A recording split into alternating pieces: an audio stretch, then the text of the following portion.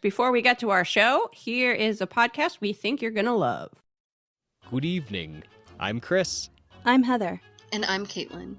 And we are here to tell you about our new podcast, Under the Pendulum. We're three siblings, former goths, and enthusiasts of all things spooky and weird. Join us as we talk about dark history, ghosts, monsters, and our favorite horror in the media, while using our dark sense of humor to quell the creeping unease that terrorizes our minds. You can find us on Podbean, SoundCloud, Spotify, Apple Podcasts, or anywhere else you listen to your pods. And if you enjoy the show and want to grow with us, help us bring you more spooky content by subscribing and liking our show wherever you listen to podcasts.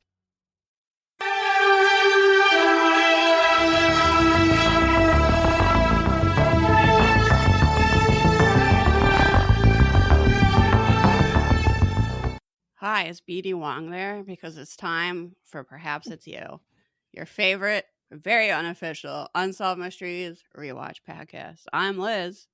And I'm Samantha. And look, we're here to talk about Unsolved Mysteries, I guess. Who knows? Look, I took 3 pages of notes on one segment of this episode. So now, legally, we have to talk about this. That is how laws work. We are legal experts. So, oh wait, no, not at all. We're people who watch TV and talk about it. You might not have known. That we also have no power. We're not policymakers. People seem confused about that. I don't know. Look, maybe we weren't going to make an episode this week because I think we've earned it. And sometimes the fact that we try to do an episode every week when this is really not our job and this is not a professional podcast, every so often I go, that's bananas. Why do we try to do that? That's not right. So Samantha was like, oh, I'm very busy with work. And I was like, great, because I want to lie around and do jack shit. Sounds like a plan to me. But then little baby Samantha managed to get into a fight on the internet. And I know we all thought it would be me. This fight led to a 1-star review. So we're really here out of spite. I feel responsible for this. And, look, okay. Liz has pretty much taken over our Instagram because I can't handle it. But some Karen responded to an Instagram story that Liz posted, which was about defunding the police. And honestly, the thing you posted was not even... It wasn't burn all cops alive. It was what could we use instead of the police? And it was social workers, healthcare professionals, EMS. I don't even remember. It was one of those very It was about if we spend less money on cops, which is a huge part of most city budgets, you have more money for other things.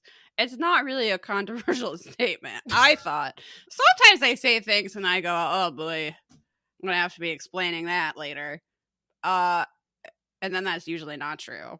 But this, I didn't even for a second go, oh, that I should really rethink that. It was someone's tweet. I just thought it was well stated. And the update since our last episode is that right after recording that episode, I went to a community meeting in Powderhorn Park here in Minneapolis, and the majority of city council announced that they are planned to defund the police. Everybody's very excited.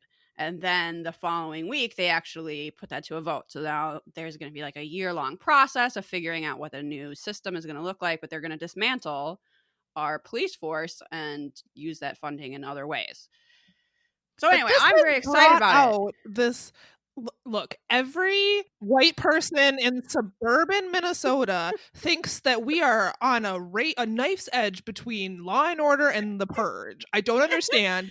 Every comment section on anything you see is just a bunch of people who I guarantee do not fucking live in Minneapolis. They come to Minneapolis once every other year, and actually it's going to the Mall of America, right? They're not actually within city limits. And they're posting about how they'll never come to the city again and how I literally saw someone unironically refer to The Purge, which is something I'm constantly joking about now because people think that we're just going to descend into complete and total pandemonium. I don't understand what people think is going to happen, but it's outrageous. All for people like that thinking that this is The Purge because I don't want them to come. They can stay wherever they are. I don't want to see them. So, yeah, it's the purge. I am wearing a mask and doing a cartwheel and holding like 9 swords right now. Also, people seem to think, people don't understand that government works very slowly. Usually, when you're not, when police departments aren't burning down, the government usually works very slowly. So, for the city council to announce this and vote on funding, it all seemed to happen very fast, but there's still like a year-long process of what exactly things are going to look like. And that's right? not even a year to get this in place. It's a year to explore options. Like, that is how slow the government moves. It's not like tomorrow the police department is gone and everyone is given a state-issued knife and you are on your fucking own. I mean, it says fend for yourself is carved on the knife, actually. It says on one side, defund the police, and the other side, it says fend for yourself. And you're supposed to, now there's no one to enforce this law, but you're actually supposed to carry that in your teeth as you walk around Minneapolis now. It also keeps you from breathing on people for the coronavirus, so it's twofold. Yeah, that's our COVID plan. And I do, on one hand, understand people having questions, but what I don't understand is part of what the year-long process is about, is figuring out what that's going to, like, to say, like, well, how's this going to work and how's that going to work? First of all, those questions very rarely seem to be asked in good faith by people who actually live here. But it's also like, yeah, we don't know. We just know that the system is not working and it's extremely violent and we need to do better. Also, so it's beyond reform. We're getting rid of it. We're starting something else. They didn't say there will be no law enforcement or that you drank too many White Claws and there's no laws now. That's not actually how that works. Common misconception. You still can't murder people. Like, that's still going to be against the law. I don't know if people are aware. Here's exactly what they said. They said murder is now legal. We're going to the prisons. We're letting everyone out. And we're handing them weapons as they leave. And I said, well, that's pretty extreme. And they said, yeah. And some of them are like really big axes. So watch out. No. It's just really. Oh my God. Wouldn't it be so nice if you were worried about someone's mental health that you could call for a welfare check and the people that showed up weren't armed and might not accidentally shoot them? Like, that sounds so lovely to me. Yeah. The current system is very dangerous. I think lots of people are, myself included, don't want to call the police in like basically any circumstance because they're going to shoot you or your neighbor or your dog or something. Like, yeah. See? But okay, anyway. Back to Samantha got into a little tiff. Okay, this is the issue, is that we got a message on Instagram in a response to this story that, like Liz said, was not a good faith inquiry as to what we might think an alternative to the police might look like. It was all capital letters, LOL, 1, 2, 3, 4, 5 exclamation points. Many serious inquiries start. LOL. That's how you would deal with a violent rapist? ? Get them counseling ? No arrest? No trial? No jail time? Just a hug and MapQuest directions to the free health clinic? In case you were wondering how old this person was and why we just were deciding they were a Karen, I feel like MapQuest really seals it. You're not going to be part of Gen Z referring to MapQuest. It's not possible. That relic is long gone. Did I think it was worth my time to engage with this person in a serious manner? No. Did I feel like fighting with someone that day? Yes. So, which is amazing. It's amazing that it was you and not me. It is amazing because I saw this come in and I was like, oh, okay, I have to respond. You went, not today, bitch. Not today. I responded something to the effect of, oh yeah, cops are known for the excellent job they do locking up rapists. That's why we don't have a national backlog of untested rape kits. Oh wait, yeah, we do. And then this person proceeded to go up. Oh, I think I also made fun of their use of MapQuest, but you did. Oh, I did. You sure did. I think I also maybe told them that in the new police list system, we were going to report all crimes via AOL Instant Messenger. I did say that also. That would have worked so well at my college. Everybody was on that all the time. And basically, we didn't use phones. We didn't have cell phones yet, and we didn't use landline phones, and literally all communication happened by AOL and Instant Messenger. So if no that one had wants to been, call people anymore. I don't want to call 911. I want to aim them. I want to hear that little door opening noise. And then I want to put up an away message that says, "Not a good time, no crimes, please." So no, I did not engage this person in a productive dialogue. Rude. They were already rude. Yeah, they were rude. Also, they came into our DMs and we don't know them or something. Yeah, mocked our. Anyway, so they went off about how we are. I don't even remember what they said. Then we go around hugging rapists. Yeah, exactly. Yeah. So they proceeded to tell us they were never listening to our podcast again, which Good, how they glad. listened to it in the first place, I have no idea, because this is far from the first time where we have expressed some anti-establishment sentiments. I will just say that. Every time I said that I hated this country, I didn't mean except for its systems of extreme violence. That's not what I meant. I realize I'm not always the clearest communicator, but I just want to make sure everyone knows that when I'm going, oh my God, I hate this country, I don't mean except for the extremely violent, militarized way that our police act in our cities. Yeah. Yeah, how this person ever listened to our podcast in the first place, I have no idea. Maybe they listened to one episode. I don't know. But not a recent one. Then this person left us some bad reviews all over the place, including Facebook, where they simply said they did not recommend our podcast because we're ignorant and delusional. Hilarious. I don't see what me being ignorant and delusional has to do with anything. That has nothing to do with defunding the police. It's a separate issue. But then they left us a 1-star review on iTunes Apple Podcasts, which I think I have been very clear that only 5-star reviews are allowed. And I realize that we're entering the purge and there's about to be no laws, but that's not true yet. Okay? One of the laws is 5-star reviews only. Yeah, I can't be more clear about this. You can call our podcast, quote, dangerous, but it needs to be in a 5-star review.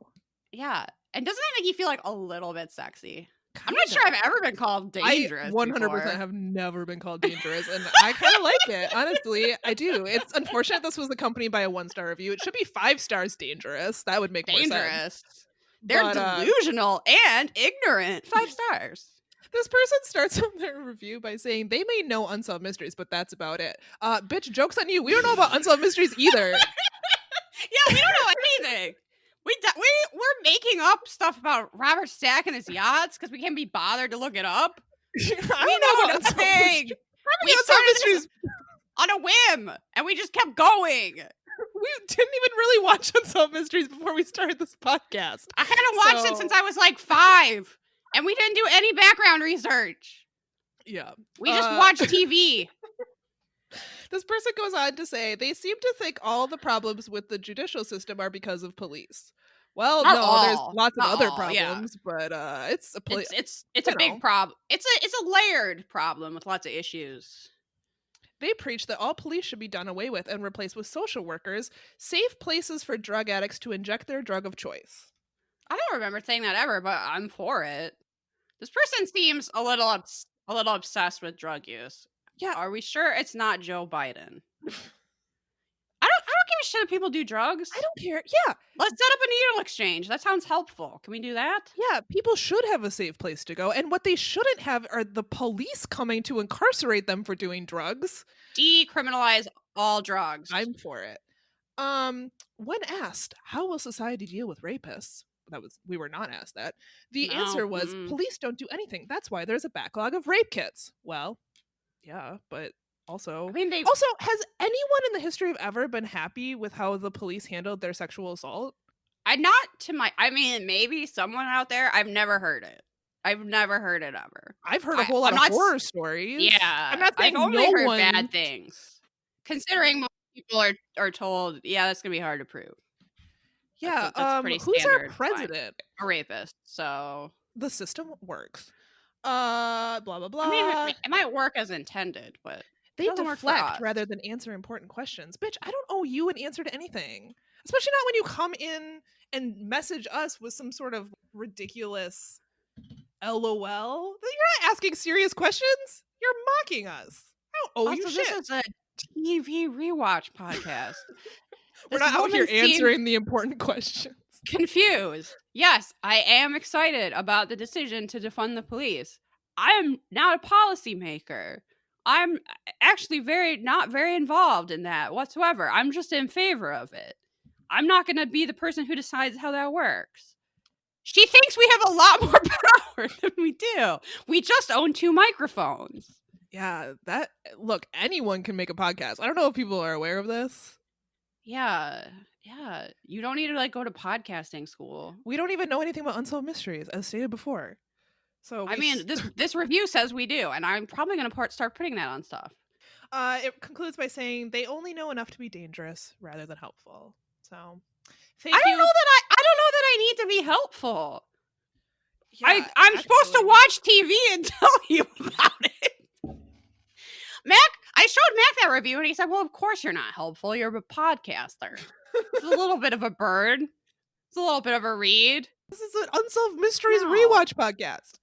We're a little caught up in current events. This is an important time, I think, in the timeline of this nation's history. But I don't need to be helpful, bitch. That's not what I'm here for. Maybe it's petty to spend so much time talking about this bad review, but I found Max said it was, and then I was like, "That's what we do." Don't tell me how to run my show.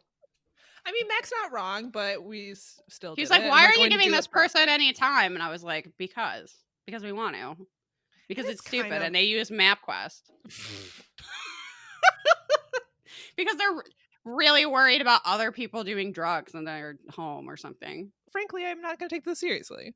God, no. They've got a lot of boots to lick. They're busy. Cool, busy. And they're not listening anymore, so... They're not listening anymore, which is great, because people act like that's an insult, and I was like, well, something was available for free. I don't really care if you take it or not. La-di-da. Go on about your life. Clearly watching too much SVU and thinking that cops are working day and night to track down rapists. They are not. They're not. That's TV. Even as SVU, they're not out there preventing rapes. Yeah, that's a really good point. When it comes to defunding the police, is putting systems in place that can prevent crime. If you're concerned about crime, do whatever is in your power to help with poverty. That's the solution there. Right. And it's not locking literally everyone up, which is our current solution. It's not worked. So yeah. Anyway. Look, it's hard to be dangerous. It's hard to be so not helpful. It's hard to know enough to be dangerous, really. If there's a line from this review that you think would look good on some merch, let us know. I love taking people's mean words and turning them into cold hard cash. It's basically my favorite thing. They may know Unsolved Mysteries, but that's about it. Which is not true. We don't know anything about Unsolved Mysteries either, but solid line. No, but I like it. I like it because it seems positive. Yeah, that's very marketable. And it makes if you've never listened to the podcast before, then you might think we do know about Unsolved Mysteries. Like, I'll tune in. And then it's just us making up shit, talking about mustaches and ghosts we want to meet. They're so disappointed. All right. I think that's 2 people with 2 microphones. And we're like, exactly. That's exactly what it is. I had another update though. All right, let's hear it. On a very different note, that there is an update to a case that we have covered. If anybody recalls the Orange Sock murders, which is a case we talked about with Mike and Josh over at Uncovering Unexplained Mysteries, and I can't remember if we talked about that case on their show or when they came on our show.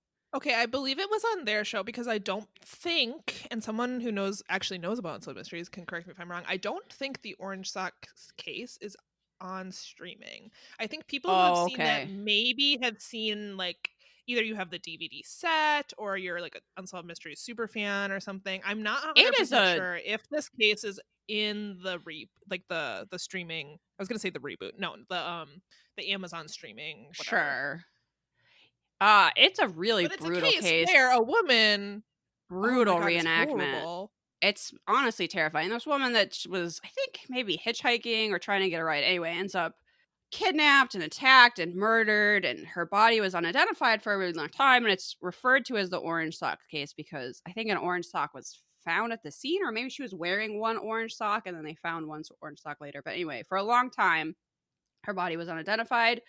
I think last year it was finally identified, and the new news is that her headstone has been updated. So her name was Deborah Lewis Larnard, I believe. Deborah Lewis Larnard. And so now that her headstone is now updated and it has a photo of her on it, and it used to just say unidentified woman, which is so sad to me. So that update comes from the Trail Went Cold podcast, which is a podcast that's actually researched by someone who actually knows about Unsolved Mysteries. If you want, that's what you're looking for. If that's what you're looking for, podcast.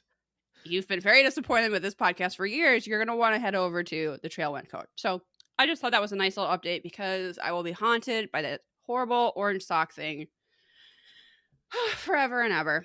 Okay. Are we ready to get started, man? Do we have to, though?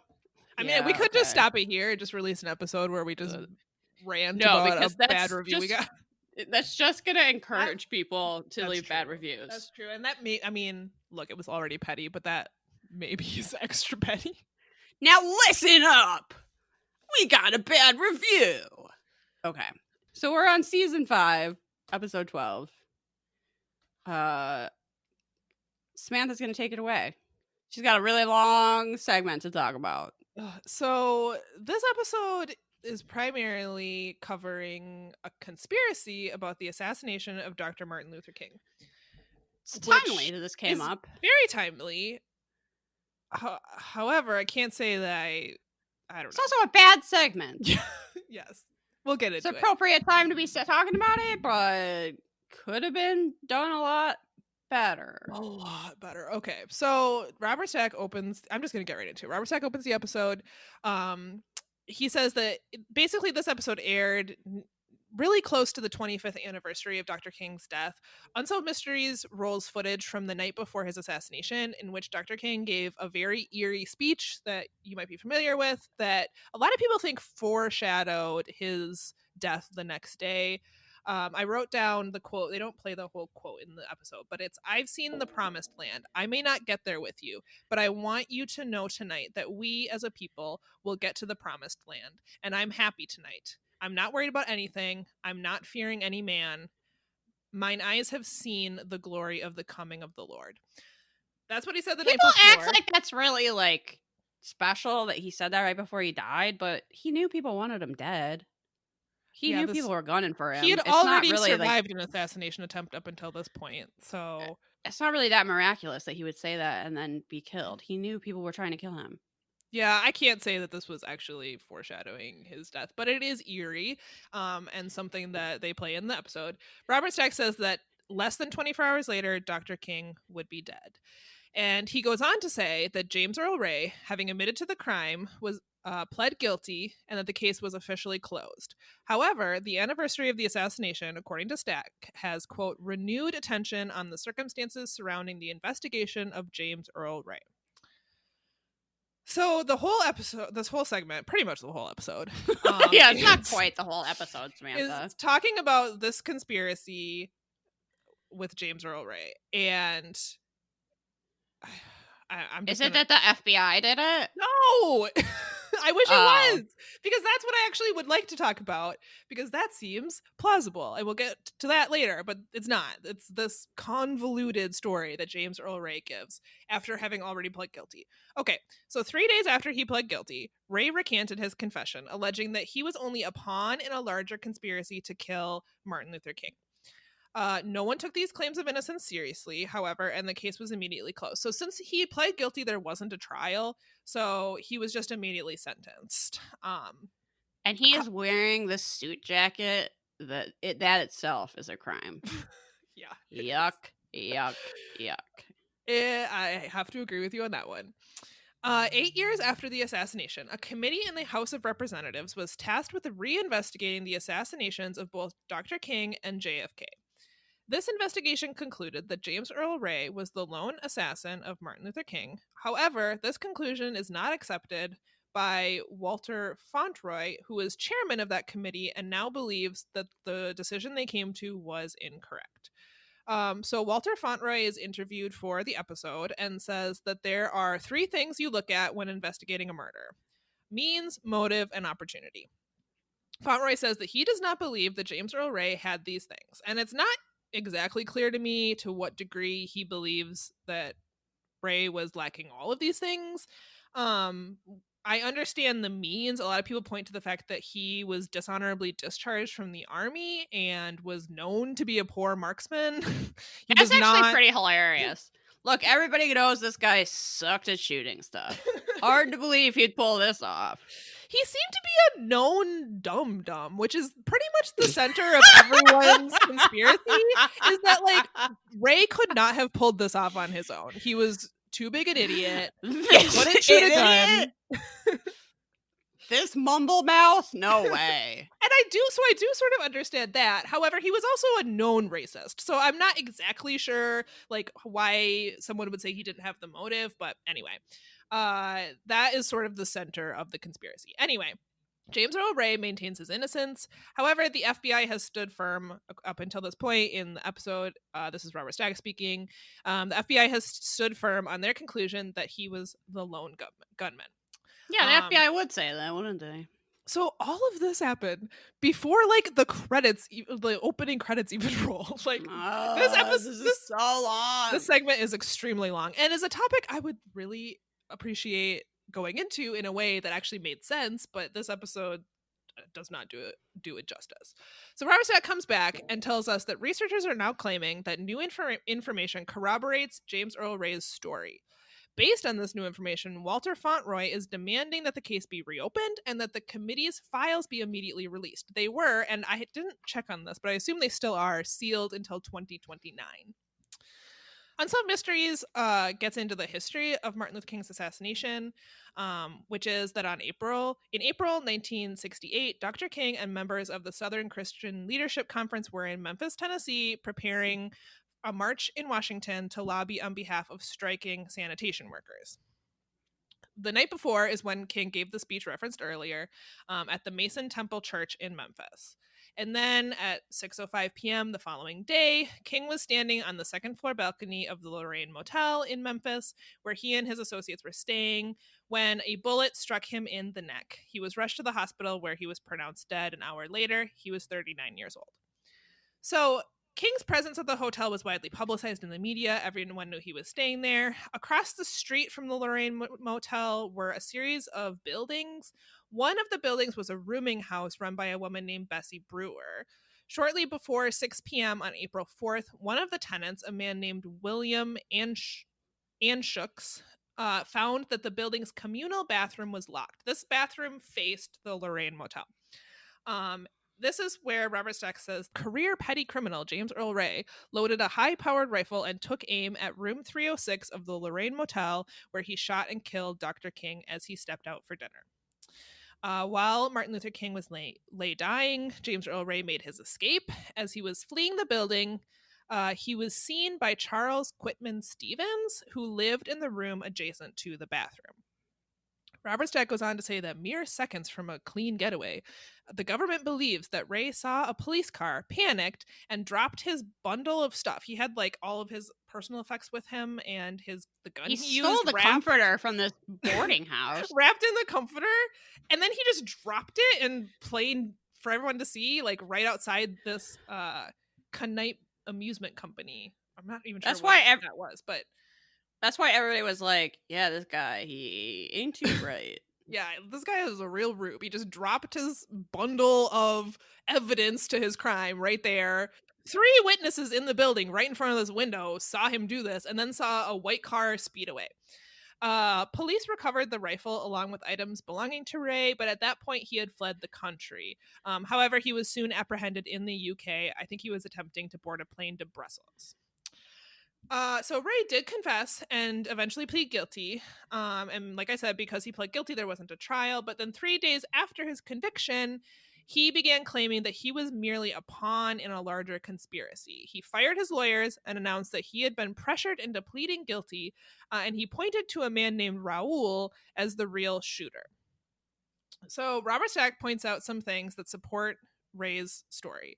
First, he had a long criminal history. However, his crimes were petty in nature and not violent. Again, no one thinks he's capable of anything, even crime. And then my next note for the next point that they bring up is just that people seem to think he would have to be a criminal mastermind to pull this off, and he was just too dumb. Imagine that being something like you turn on the TV and it's just people talking about how, what a rube you are and how you could never pull something off. Walter Fonroy points to the fact that he doesn't believe that he would have been able to make it to Europe without help. I don't know what supports that, except that he's a big dum-dum.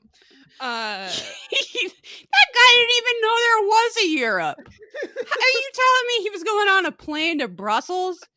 He doesn't know that's a place.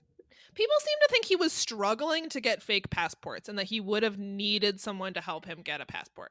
I don't know what evidence there is to support that.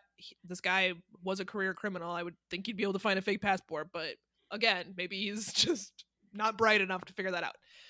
All right. Walter Fonroy, who, like I said, is the chairman of the King Subcommittee, believes that Ray could not have been working alone. He looked at Ray's movements leading up to the assassination. This is where this episode gets fucking confusing. So I'm going to do my best because Ray goes all over the place and I don't know what it means, but here we go. On April 23rd, 1967, Ray escaped from prison in Missouri where he was serving a 20-year sentence for robbery. Ray stayed on the move throughout the United States and Canada, first going to St. Louis and then Chicago, then to Toronto, then to Montreal, then Birmingham, Alabama, where he stayed long enough to buy a 1966 Ford Mustang and get an Alabama's driver's license. He then drove to Mexico. Nice car. Nice car. Yeah, I'm not. Then he drove to Mexico. He stopped in Acapulco before settling down in Puerto Vallarta. That was in October 1967. While in Mexico, Ray, using the alias Eric Starvo-Galt, is where he claims that he met a shady character named Raul. Ray claims that Raul would later pressure him into being an accomplice to King's assassination, but at first he was just smuggling contraband. Most people would do under peer pressure. Yeah, what the fuck? Murder in an extremely prominent figure. Okay, we'll get to this later, but he claims that he did not know what was actually happening. He was merely buying a gun and leaving it in a hotel room. Anyway. There's no way he could have known that Martin Luther King was just staying across the street. Yeah, it seems like the whole town knew that, so I'm not so sure. But again, big dum-dum. So he met this I'm just imagining being accused of something and people going, Liz, have you heard that woman's podcast? There's no way she did it. Look, everyone knows we may know unsolved mysteries, but nothing else. But no, there's no way. So, yeah. Flew to Europe? I don't think so. At first, he was just smuggling contraband, according to him, for Raul across the U.S.-Canada border near Detroit. He was paid $750. I don't know if that's total or that's per... Get more money. Smuggle? I'm not sure. Okay, so the story continues to get confusing. According to people who believe this conspiracy, and it's never made clear who they are because we only hear one name and it's Raul, but I'm assuming it's some sort of criminal enterprise. I'm not sure. They dangled this promise of travel documents, which is apparently the only thing Ray wanted because he wanted to flee the country because he's escaped from prison. So he wanted a fake passport so he could get the fuck out of North America. So he wouldn't get sent back to prison. And so that's why they think that Raul and whoever he works with or for, said, just do one more smuggle and then you can get this passport. And then every time it was like they were stringing him along. What if at some point you go, fuck you, you're clearly never going to give it to me, goodbye. Or just like stop doing it. I also like that all of their shady conversations happen in pool halls. Yes, that is true. I mean, that's where crimes happen. We've established that's where crimes happen. If if you're so worried about crimes, What about your pool halls, huh? Never Think think about about that. Okay, so they go all over the I'm country. sure people have. Oh God. Unsolved Mysteries draws us a map for how they've gone all over the country. I have no idea what it has to do with anything, but they do that. And then on March 29th, Raoul outlines their next criminal enterprise. He asks Ray to buy some rifles that they would show to that he claimed they were going to show to prospective clients. Later that day, they drove to Birmingham, where Ray purchased a. I'm going to sound like I do know nothing about guns. Don't worry, you only know about Unsolved Mysteries. It's fine. Is this a 24 caliber rifle? I don't know. A rifle, a big rifle with a telescopic sight. But apparently, according to witnesses like me, James Earl Ray was not familiar with firearms, and he ended up actually buying the wrong gun.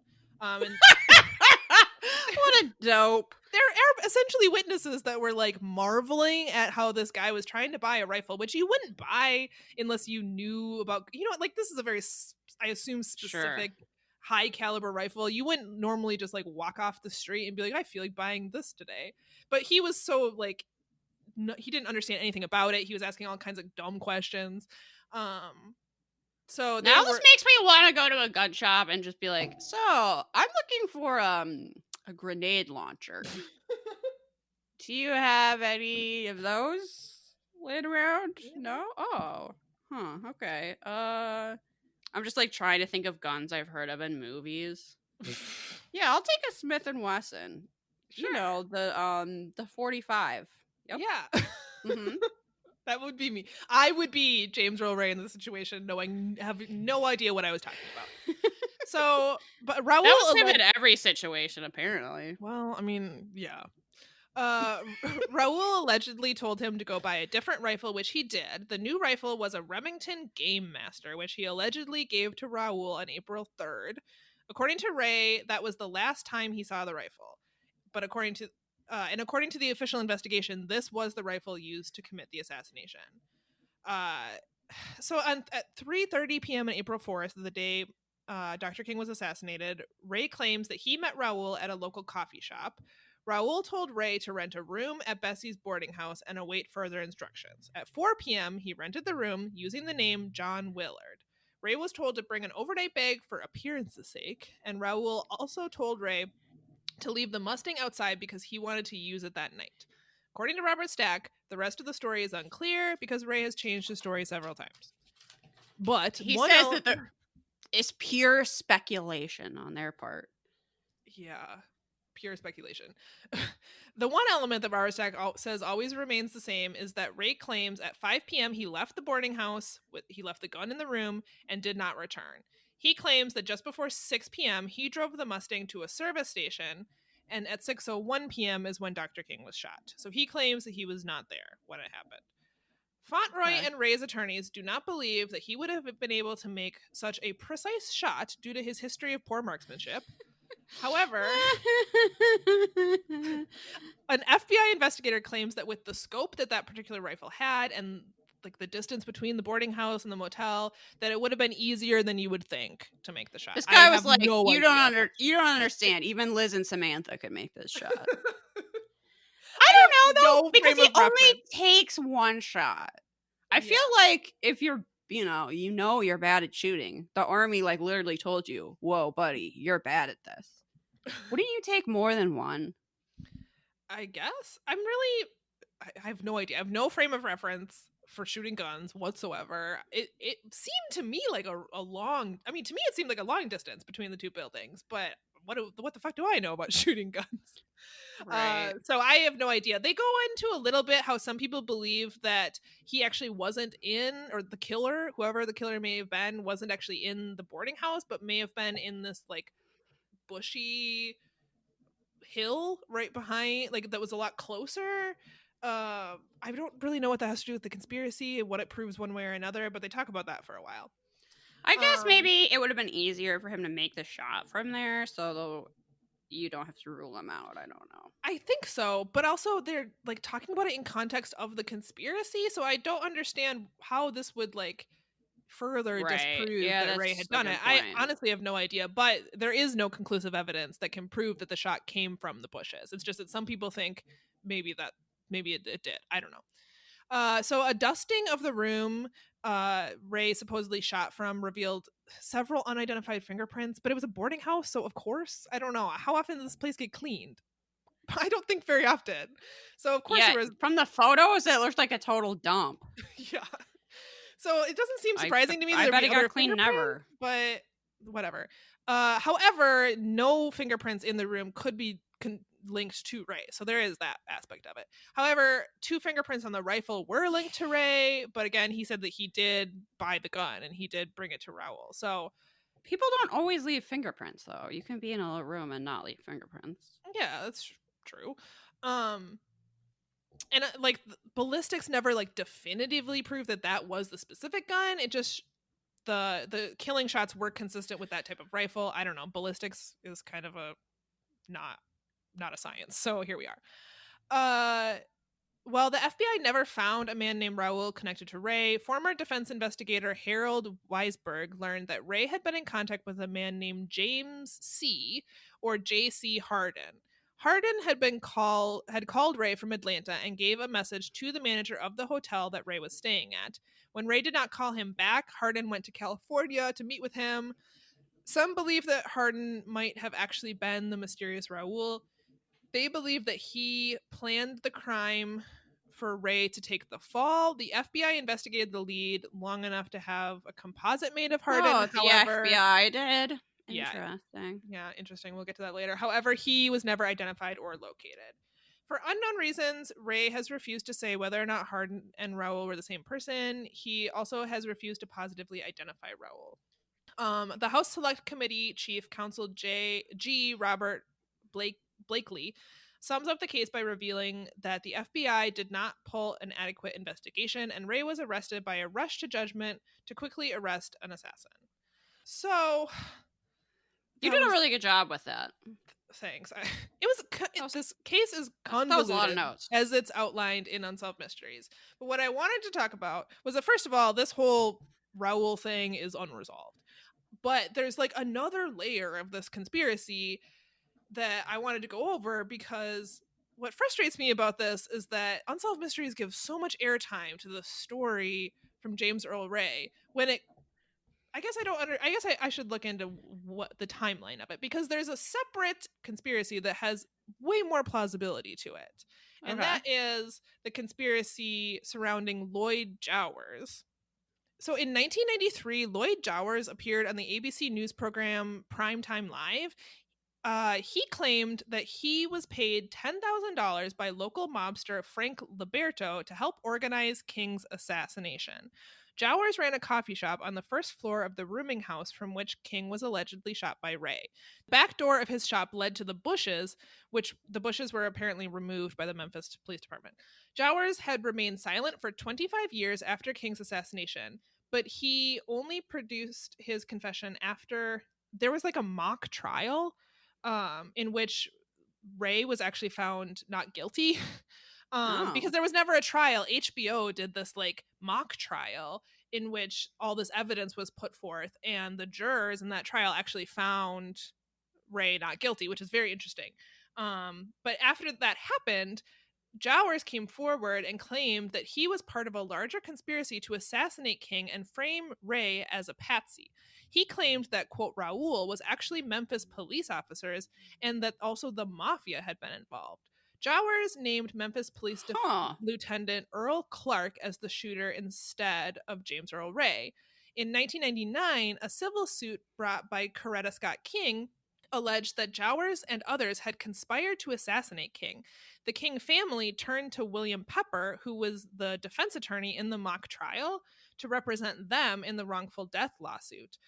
This is the case of King family versus Lloyd Jowers and other unknown co-conspirators is actually the name of the case. During this 4-week trial, Pepper brought forward 70 witnesses and thousands of documents. Jowers testified that Ray was only a scapegoat and that the Memphis police officer Earl Clark actually fired the fatal shot.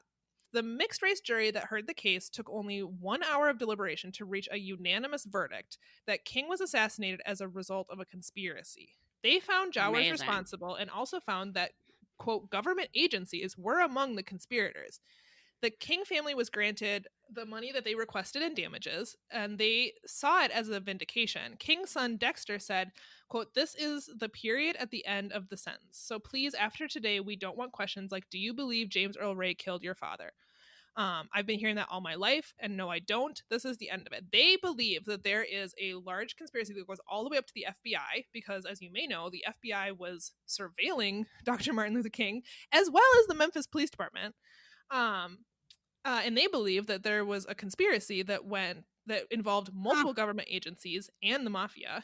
And Coretta Scott King, after the verdict, said there is an abundance of evidence of a major high-level conspiracy in the assassination of my husband. The jury found that the mafia and various government agencies were deeply involved in the assassination. Mr. Ray was set up to take the blame.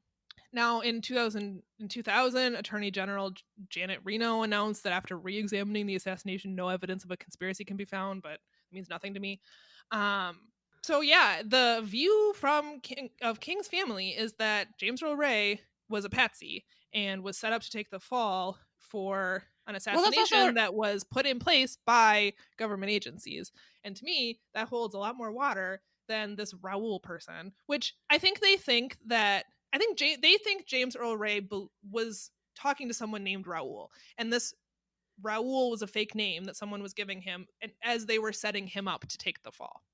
So it's like interwound with the story that Unsolved Mysteries puts forward, because I think what they believe is that James Earl Ray really was in contact with this person named Raoul, who really did set him up, but it's actually people involved in these government agencies. So. Yeah, I mean, I always assumed the government was involved because it just makes sense, but I didn't realize till yesterday that that's been established in court. Mm-hmm. So that's pretty interesting. Yeah, and to my knowledge, the FBI has dismissed this, of course, but I'm not normally a conspiracy-minded person, but like you, I was always sort of like, well, yeah, of course, but I never, had an occasion to look into it until watching this episode and how confusing this whole thing was. Yeah. It's very interesting. I feel like Unsolved Mysteries, probably didn't want to point a finger at the government, so they just focused on him saying it was Raoul. And like I said, I should have looked at the timeline. I think this Jowers thing came out around the same time, because around the 25th anniversary is, I think, when they ran. I don't know the exact timeline. I apologize. But it is around when the mock trial happened. So Unsolved Mysteries may not have been privy to this information either. But like you said, I doubt they would have implicated the FBI. So I don't know. No, I think they would have been comfortable if it would point it to one crooked agent or something, but I doubt they would want to point to the entire federal, and not even bureau. Just the FBI, because the Memphis Police Department is alleged to be involved working with the mafia. That is not something Unsolved Mysteries. They're not going down that road. But it is interesting, and listen, points to another evidence that the system works. Yeah, it's great. I don't see why we would need to change anything. Yeah. Good segment. So. Good chapter in American history. Mm-hmm. Bravo all around. Okay. We have a Lost Love next. Blink and you'll miss this one. It was a little... There's more to it than I expected. All right. So, it's World War II, folks. It's actually 1943, and the outcome of the war hangs in the balance. At this time, Private Harry A. Young from Philadelphia is killed in action. He leaves behind a wife and 2 sons. However, the plot thickens. This is a juicy one. 37 years later, his son and granddaughter track down his obituary for some reason and realize that it's wrong. It mentioned Private Harry Young having a baby daughter and also listed the wrong address. There was no mention of his 2 sons. So, did the paper make a mistake? Well, looking into it, they found out that Harry Young enlisted in the Army after Pearl Harbor. He had previously served 6 years in the Marine Corps and was now 30 with a family to support. So he actually needed his wife's signature to re-enlist. She adamantly refused. And then the reenactment is like, yeah, no way. You're finally back. Like, I need some help around here. And he's just like, it's just 2 years. What? Also, this person had a young child. Like, it's just 2 years, baby. Who cares? Anyway, she was like, I'm not signing that. So he walked out that day and never returned. He did not know at that time that his wife was pregnant with his second child. He forged her signature and re-enlisted. Only after he was... this was gonna go. Really? Don't know. The guy is clearly a dirtbag. And it's just funny that like comes to light for his family like so many decades later. But so he only told his wife that he had re-enlisted in the army after he was already sent overseas months later. So apparently he just walked off one day and didn't even like tell her where he was or that he was okay or anything. Just stormed off with a fight and then was gone. Cool. So now we learned that in October 24, 1943, Laura Young, his wife, received news from the War Department that he had been killed in action.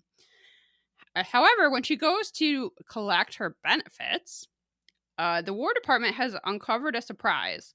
Harry Young was survived by 2 wives. So she shows up at the desk and she's got her little proper hat on and her gloves and her little cute outfit. And she's like, yes, I'm Laura Young. I'm here to collect death benefits for my spouse, Harry Young. And they're like, that's weird because Laura Young already came and got benefits.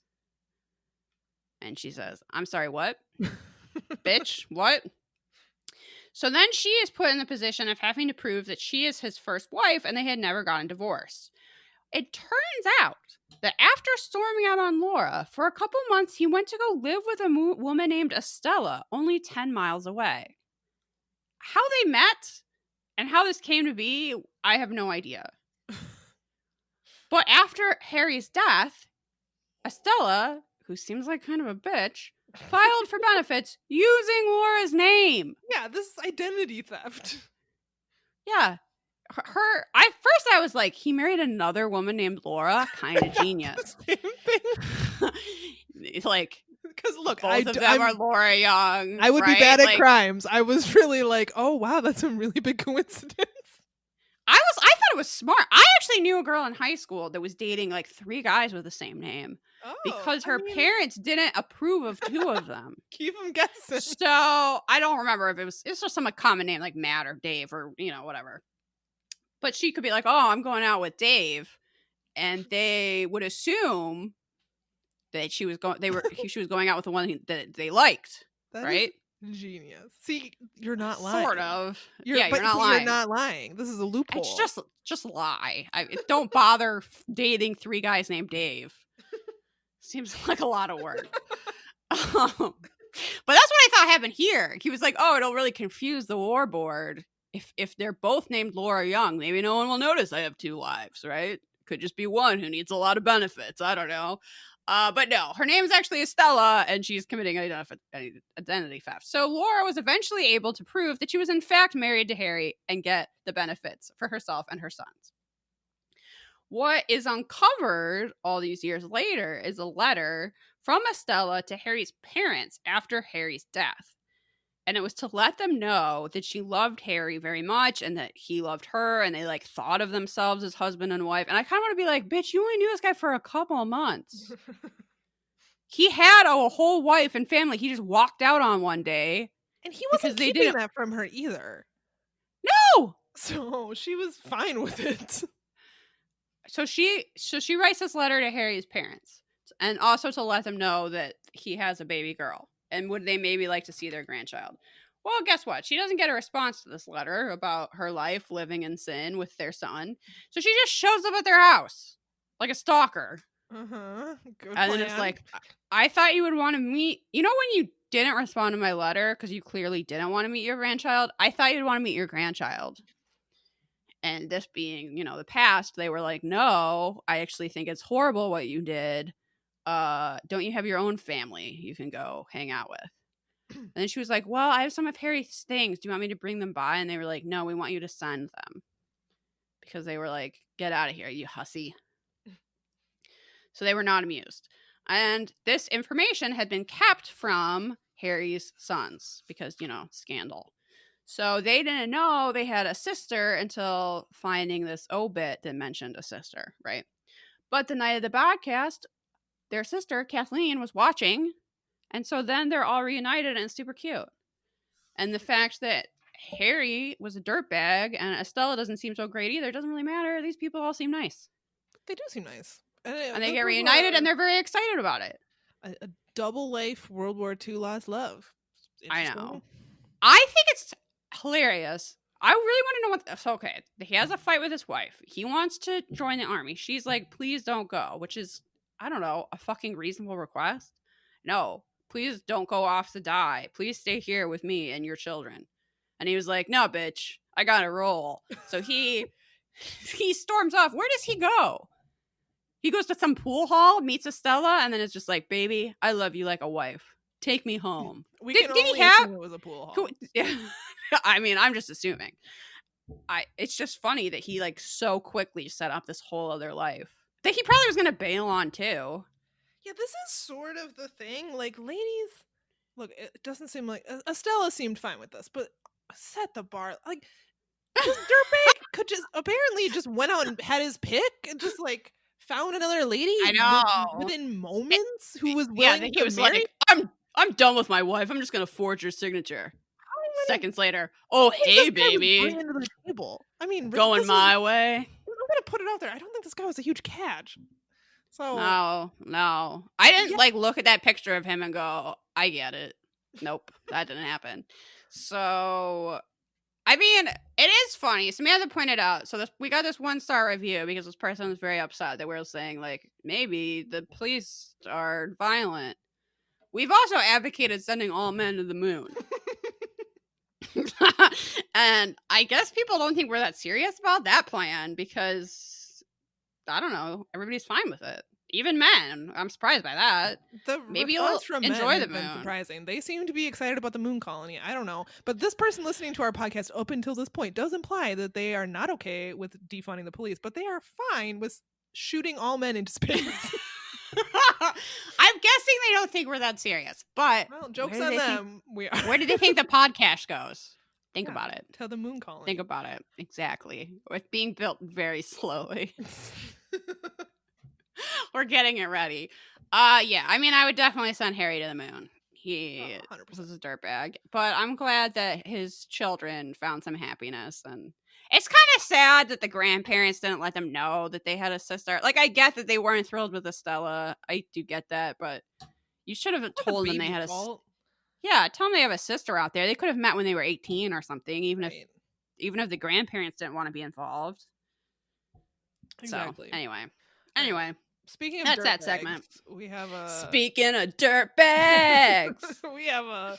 I think this is Speaking a of dirt bags, it is a wanted. This slaps. You should go with this. Okay, I have to say right now, we did promise we would have Rochelle on for this segment, but the pandemic makes that kind of hard. So I'm sorry, Rochelle. Also, this segment is not nearly as funny as I expected it to be. Oh, it was kind of a bummer. It's sad. All right, so this is a wanted surrounding crimes happening in the city of Bryan, Texas. So the episode opens with a monologue about how Bryan, Texas is the type of place that people have in mind when they dream of escaping the big city. This is where everyone afraid of the purge about to happen in Minneapolis wants to go. Yeah, everybody that's afraid of the purge can move there. But in September of 1984, the illusion of small-town security was shattered for one local couple whom Unsolved Mysteries calls Sue and Bill. Sue had always considered herself strong and self-reliant. However, the events of September 6th would test her character in ways she never imagined. I think she should be pretty fucking happy with herself, but go on. Yeah. Sue rocks. Okay, she says, my husband was leaving for work and I went into the bathroom to finish getting dressed. As I was standing there looking in the mirror, finishing up my hair, I picked up the makeup mirror and in the reflection saw a man standing behind her with a large hunting knife. It's terrifying. Nightmare fuel. Fearing for the safety of her and her child who was in the house, Sue instinctively attacked. This reenactment is the best. And I love it. Yeah, it's kind of awesome. It's just Sue screaming, I'm going to kill you! I'm going to kill you! And charges. So this man has her blocked into the bathroom also, with a giant knife.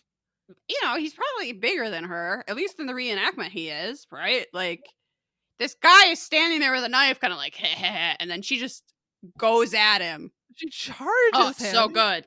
And then he backs up and she runs to the dresser and pulls out a gun and proceeds to chase him out of the house, screaming about how she was going to fucking kill him or something. She didn't use the expletive in the episode, but I'm kind of guessing in real life. It's pretty great.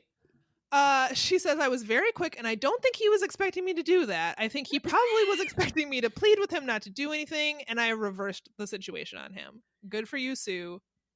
Yeah, that's awesome. So Sue had seen this man up close, but authorities were unable to identify him from her description. She and her husband tried to put the incident behind him, but then 4 months later, she got another unfortunate look at the attacker. She said, I was going through the newspaper and I opened it up and his picture was in the newspaper and I was shocked to have found out what he had done. In the newspaper listed the state's most wanted criminals. Right at the top was the knife-wielding intruder. His name was Edward Howard Bell. Edward Bell's numerous accounts of indecent exposure to children. He was going around flashing kids. Gross. Sue also learned that Edward Bell was wanted for a shocking murder that took place on August 24th, 1978. That summer, 26-year-old Larry Dickens was visiting his mother and sister in Pasadena, Texas, which is a suburb of Houston. An ex-Marine and youth counselor, Larry was also the father of a 3-year-old girl. According to his mother, Dorothy Lang, Larry was cutting her lawn when Edward Bell pulled up in his pickup truck.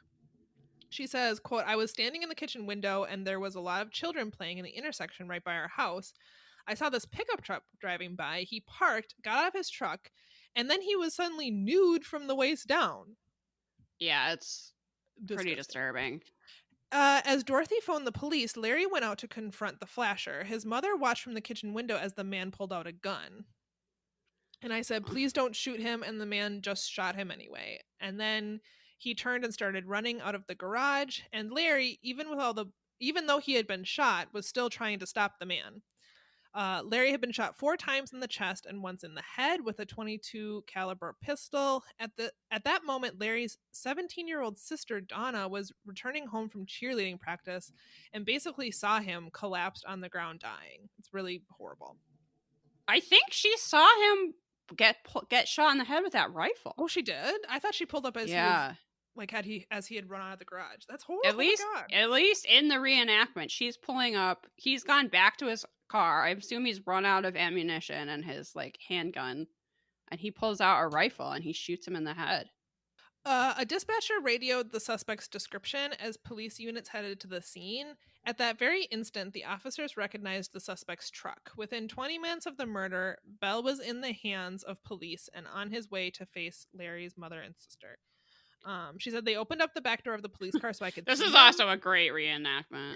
I just wanted to get my hands on him. It hurt me so bad that he killed my brother. There is always going to be an emptiness and part of me is missing. Well, they open the door so she can like identify that they've caught the right man, and she goes, "That's him," and then she just launches on him like she's gonna claw his eyes out. It's the reenactment, but I really appreciated it. It was pretty great. So incredibly, Edward Bell was released on bail less than 2 months after the murder. He quietly liquidated his assets with more than $140,000 in his pocket. He disappeared. Cool. Yeah. So the result is that he was captured. Thanks to tips from 2 viewers, Bell was arrested in Panama City, Panama on February 14th, 1993. At the time, he was prospecting for gold on land that he owned. According to one of the viewers, he had lived there about 10 years. He was extradited back to the United States to face first-degree murder charges and was convicted and sentenced to 20 years in prison. He was eligible for parole in January 2013, but was denied. On April 20th, 2019, he died in prison from unknown causes. He was 82. Bell is currently considered a suspect in several murders in the 1970s, including those of Rhonda Johnson and Sharon Shaw. He was given multiple he has given multiple chilling confessions from prison, eventually claiming in 2011 that he was responsible for 11 murders. He claims a brainwashing program forced him to, quote, be a flasher, whatever, and ultimately kill Sounds people. true. After his death, many of the victims' relatives stated that they believed he was responsible for their deaths. However, no charges were ever filed against him in those cases. So, Samantha, you left out the most important part, which is know. who plays Larry in the reenactment. This is the Matthew McConaughey episode, which I Yes! didn't even realize until I was watching this yesterday. I don't know, is this the pinnacle of an Unsolved Mysteries rewatch podcast where we talk about the Matthew McConaughey episode? I mean, the thing is, I thought this would be really fun to talk about, but it's actually a really sad case. It was a sad case. So the fact that this is Matthew McConaughey's start, and that even in his first role, his shirt is not buttoned and he's sweaty, like, just predicts his whole career. But and he does like a fine job. It's not like he's so bad that you laugh or something. Yeah. He's fine, but Larry going out to confront this guy who's abusing children, he like takes the keys out of his truck so he can't drive away. And then when the guy threatens him with a gun to give him back the keys, Larry won't give them to him, and that's why he gets shot. So it's just sad. It's too sad to really be fun, actually. I think we need a statue for Larry. I'm not really sure. The guy seems like a hero. Also, Dawn, was it Dawn or Danya?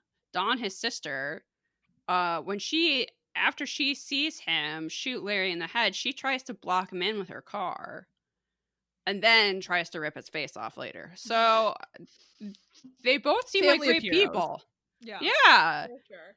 I do kind of wish but Matthew it's McConaughey was in sad. like an alien mystery or something. I Wouldn't know. that be so much better? I know. Not a one where a guy is exposing himself to children and I turns out to be a know. murderer. You can't make jokes about this.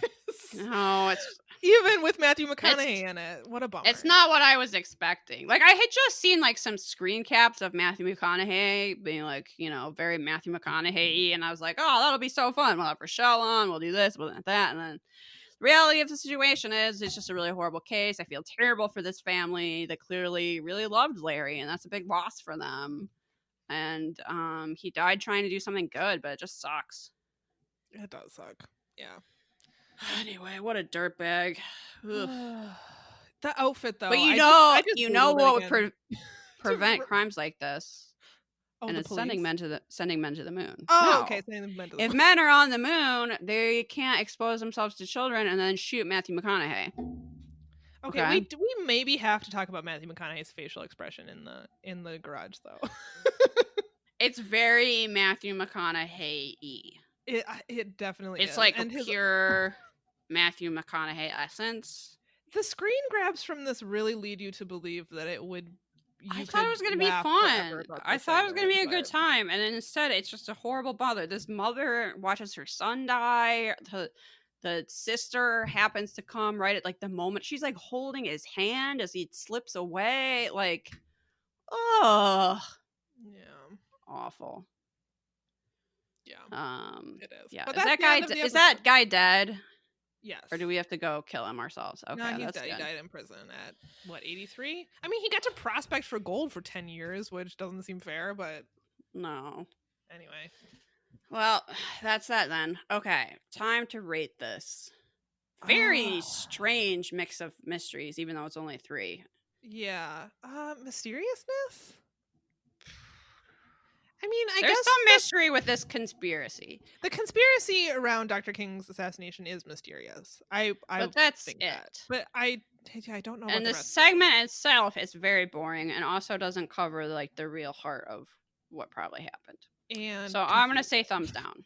Yeah, I agree. Thumbs down. I mean, do we have to give it a thumbs up for reenactments just because it's the Matthew McConaughey episode? Actually, I think some of these reenactments are great. I love that women screaming, "I'm gonna kill you," Oh, and you're chasing right. that guy to the house. I love Dawn about to claw that guy's face off. That's right. And we get some like retro-y reenactments because of the World War II story. You get to see this guy storm off because I don't know, his wife cares if he lives or dies. What a tool. Yeah, I would say thumbs up. And yeah, plus Matthew McConaughey.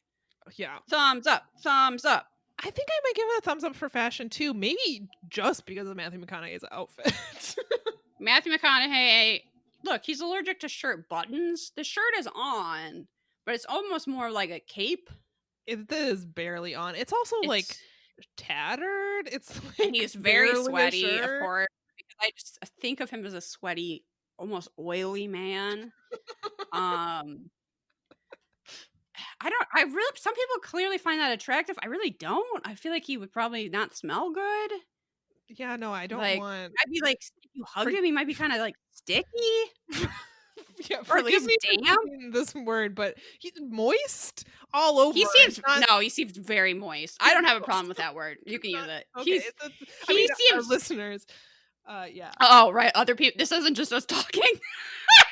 Yeah, we might get a 1-star review for using the word moist. They use he's the word a moist moist. person. When damp was available. I look, hey, sow your oats, but he's not my type, and it's because he seems damp. Sticky. It's possibly sticky. I don't know. Why is he always so glistening? No. Yeah, and it's not the glow that makeup influencers are looking for. It's no, it's not a glow. Sweaty. It's like a slick. Yeah. I also just like, is Matthew McConaughey gonna stay in with you to like read a book? No. No, probably. No, so not sexy. Matthew McConaughey's sexiness, that gets a thumbs down for me. Reenactments, though, get a thumb up. Reenactments, thumbs up. Robert Stack is not really in this episode. He's really not in this. I think he was a little bit excited to mention wars because he's the old man, but other than that, thumbs down. About it. Overall, I mean, it is the Matthew McConaughey episode. I found the presentation of the conspiracy very confusing and very convoluted and extremely long. Your Last Love was okay, but it was really quick. They also didn't talk about like the impact of his assassination at all, or like why it matters, or how unpopular he was at the time. Coming up on the 25th anniversary, and they didn't talk about any of that. They didn't talk about the riots afterwards and how that led to the Civil Rights Act, and I don't know. They just sort of like plopped it in. I don't really like this episode. I'm gonna say 2. I agree. And really, one of those stars is literally for Matthew McConaughey. He got a whole star. Actually, and the fact that we find out this guy had like a secret life, which is is kind of juicy. I hope we get some other like second family stories. I feel like that's a thing you just could not pull off now. No, definitely. That you're like, oh, this guy had like a whole other family, because you would just like be on social media and be like, Dad, who are those? What? Who are these kids with? You're at the park. What's happening? Who's that baby? But yeah, apparently people were like, I don't like this family. I bet having 2 families will solve that problem. The demands of 2 families. That's what I need. Who has the time? I guess men, because they don't have to do housework, but particularly, men of the past and men now. But you know what's going to stop this? Sending them to the moon. Yeah. See, it's going to solve so many of our problems. Yeah, that's it. I think that's how do you feel about it too for this one? I feel good about it. Okay. Moving on. So another sort of update, even in the this podcast has been very pro statuary. Yeah. But there's a type of statue that we're not in favor of, and that's racist old douchebags that for some reason got statues. Statues should be an honor, right? We shouldn't be giving them to jagoffs. Whoa. Okay. So also since the time we've recorded, I didn't even realize the statue of Christopher Columbus by the state capitol. And I was like somehow written into state law that had to be there or something. I don't know. The American Indian movement for years had been trying to get that statue down.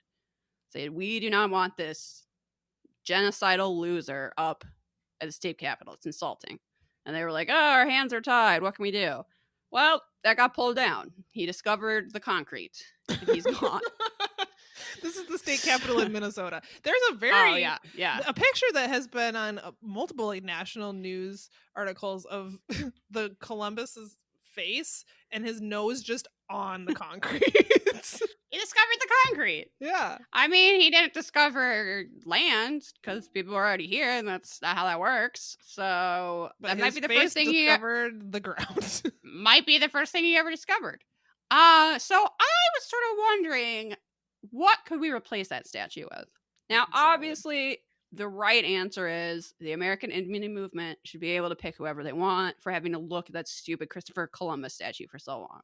Oh, great. Obviously, I would support that, but that's not really that fun to talk about. So now we get to speculate, what should Minnesota put up in place of Christopher Columbus? Some suggestions. Columbus becomes Columbo. You have to change very few letters. Get a statue of Peter Falk up there, right? Everybody loves Columbo. Yeah. I know a particular moth that could use another a moth. I think we know the man. best statue, and that's a statue of Mothman and his a rockin' booty in Point Pleasant. A very not realistic statue of Mothman, because Mothman is real and doesn't look like that. But think of the tourism that statue has brought to Point Pleasant. Like, I don't think the impact of art should be underestimated. I do think we should have a statue, just not Christopher Columbus, because everyone hates him. I had previously on a Patreon episode said that I wanted Minnesota to put up a statue of James Hong, who's a very prominent actor. He is from Minneapolis, and he's been in everything. He was in Blade Runner. He was in Chinatown. He's in Big Trouble in Little China. He is in that famous Seinfeld episode where they go to the Chinese restaurant. He's the maitre d'. For ages, Hollywood, for whatever reason, was like, we can only have one Asian actor. We will only allow one. And it was that guy. It was James Hong. You've seen him a ton of times. I feel like we should give a statue to him. I don't know who I talked to about that, but that would be great. Obviously, many people have said Prince. And look, it is inevitable that there's going to be a statue of Prince.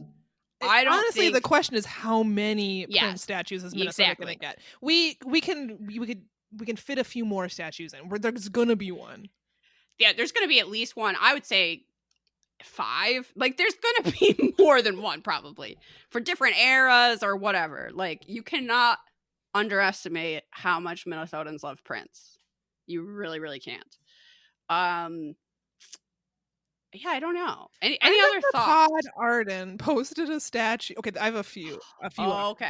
I really think we should seriously consider. Friend of the Pod Arden posted in our Facebook group a picture of a capybara statue that has a little top hat and is wearing pearls. Know, I love an animal in a top hat or a cartoon character in a top hat. Don't know why, just love it. So I'm definitely in favor of a capybara wearing a little hat as a statue. Does that have anything to do with Minnesota at all? Nope. And I don't care. I would go see that.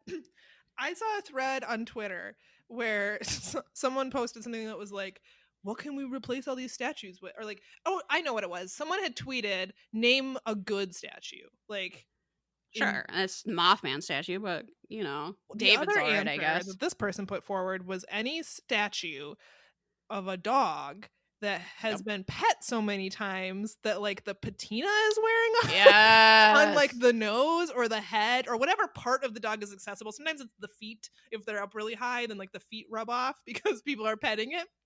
Adorable. But in the responses to that, there was a few pictures accompanying the tweet, and then in the responses, people were posting dog statues from like their hometown that was universally, like, this is true for dog statues, that they get pet so much that they're like, the outside part is rubbing off. But someone had posted, I don't even know where this was, but I remember seeing the photo of this cat that's like lounging on a bench like a human. It has this big old belly, and it's just like, it's got one arm up, and there was a side by side of that cat, and they put a statue up of that cat in that pose in that spot.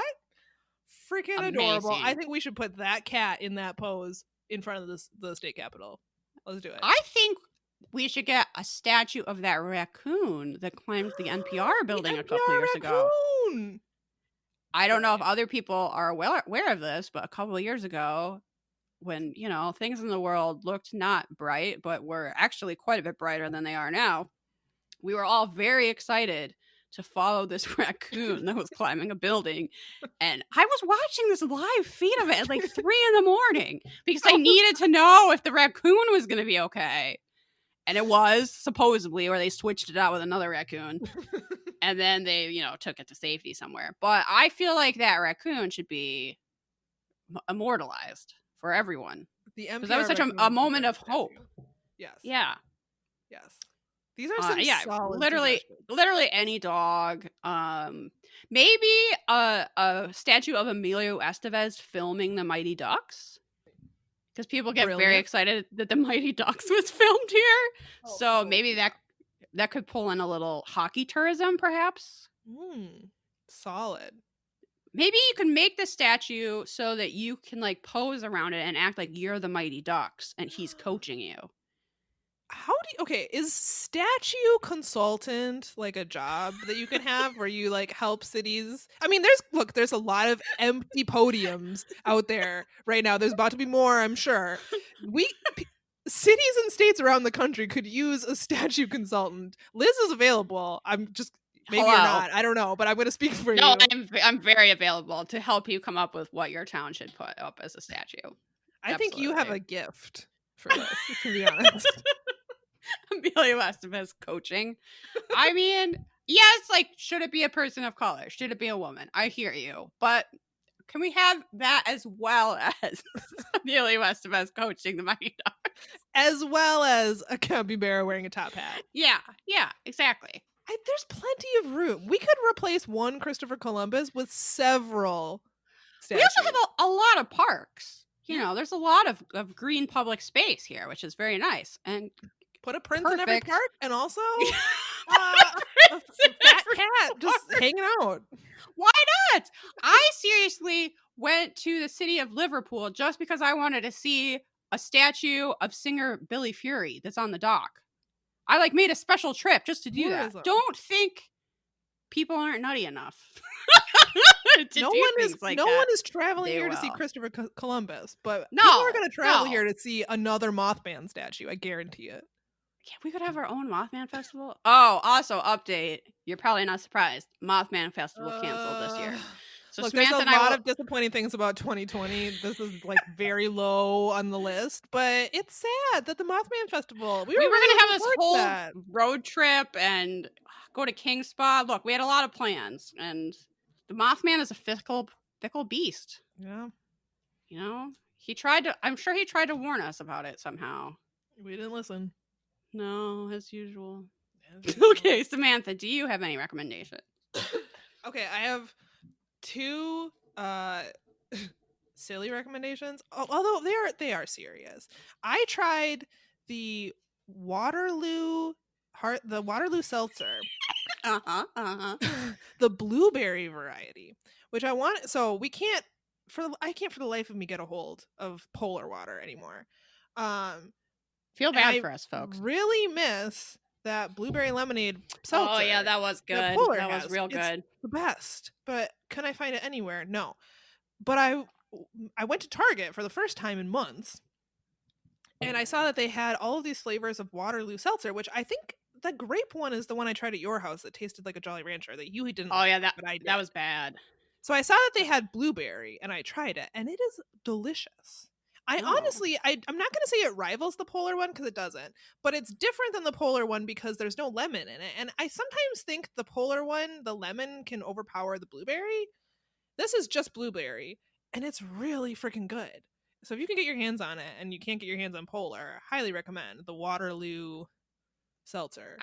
I definitely bought that grape one because it was on sale, and in retrospect, should have been more suspicious that only that flavor was on sale. I liked it though. Sometimes you just see seltzer at a discount, and it really did taste like grape candy, which is not a candy I gravitate towards. But in the seltzer that you just gave to me, I liked it. You're like, for free, whatever. And so I've been enjoying that. I've also been enjoying dark chocolate Oreos. Which, I didn't know that was a thing. I'm a sucker for a novelty Oreo. If I see a novelty Oreo in the store, I will buy it. Same. It could be literally any flavor. They so see me coming with those. 100%. Apparently there is a tiramisu Oreo that I have yet to get my hands on. I'm 'Cause I sorry, don't go what? grocery shopping very often. Yes. God damn. What an age to be alive. And I'm not going to a lot of stores, so I haven't had an occasion to see this Oreo, but that's a apparently it's out problem. there. Yeah. Apparently it's out there. I need to try and find it. Okay. So those are my silly, but I also wanted to call people's attention to an organization, which I realize a lot of people are donating money and you're probably stretched thin for organizations to support.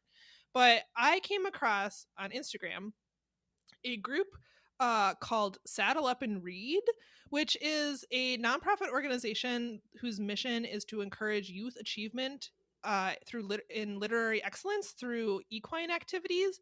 And first of all, you should follow them because their Instagram is adorable. It's just a bunch of kids reading to ponies and horses. Aww. And it is the cutest. I found them through, I think, the Black Equestrian Network. I'm trying to diversify I'm not really in the horse world anymore, but the horse world is very white. And there's a lot of people that have been for years, but especially now are pushing for more diversity in equine sports. And so I've been seeking out organizations to support. And I found this Saddle Up and Read organization. And they are currently trying to they're not trying to fundraise a ton. They just want to be able to buy a truck so that they can take they serve a lot of underserved communities, and these people can't always get to them. They have a little farm where you can kids can come and read books to horses and do other programs with their animals, but it's not accessible to people that don't have transportation, especially now during COVID. Like, you can't just go pick people up. So they're trying to get they're calling their campaign I'm not sure how they pronounce this. It's Saddle Up and Read, so I don't know if they call it SUAR, but Wheels for Saddle Up and Read is their little campaign. They have a GoFundMe. You can find them on Instagram, where they have a link to their GoFundMe. It's Saddle Up and Read, all one word. And they're not trying to raise that much money. They just want to be able to buy a truck and maybe a trailer so that they can bring their animals to kids and better serve the community. That's so cute. So maybe if you can throw them a few dollars when you're looking for another a worthy organization to support, maybe consider them, because they don't have that many followers on Instagram. They're sort of a small operation. Like, I think when you can call attention to some of these, they're just out there trying to get kids reading with ponies. And I think it's like this. If I could do that all day long, look, that sounds like my dream. Just kids reading to ponies. Amazing. So I think they're doing really good work. And if you're looking for a group to support, I wanted to call some attention to them. That reminds me of something that I should have brought up in the updates, which is that, listeners, mark your calendars for July 13th. Samantha and I are going to be selling some handmade items. Yeah. Oh, this is a big announcement. Yeah. Specifically cloth masks and dog bandanas. Yes. We're going to be selling those through Instagram, and that sale is going to be July 13th. More details to come. So we are raising money for the East Lake Library here in Minneapolis that was damaged during the rebellion. It was mostly water damage from putting out fires. But they need money to, fix the building and fix books and who knows. So we want to support them. We're going to be selling things that we have made, some with some alien fabric.